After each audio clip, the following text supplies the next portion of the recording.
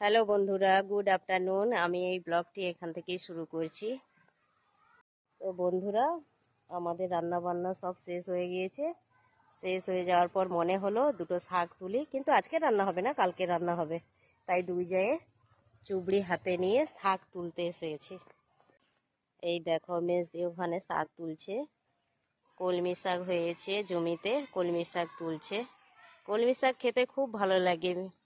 বাড়ির শাকের থেকে কিন্তু এই জমিতে যে শাকগুলো হয়, কলমি শাকগুলো, সেইগুলো কিন্তু খুবই মিষ্টি লাগে।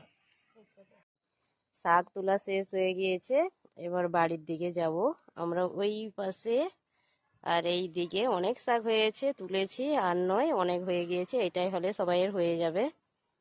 ওই দেখো বন্ধুরা, আমাদের এই পুকুরের চারিপাশে কত বক বসেছে। বকগুলো ছোট ছোট সব মাছ খাচ্ছে। মনে হচ্ছে পুকুরে আর মাছ থাকবে না, যেভাবে বকগুলো এসেছে একদল। ওই দেখো কি করছে ওরা কলমি শাকের উপরে। তো বন্ধুরা, এইবার আমরা সবাই মিলে দুপুরে খাওয়া দাওয়া করবো। চলো দেখাচ্ছি আমাদের আজকে কি রান্না হয়েছে।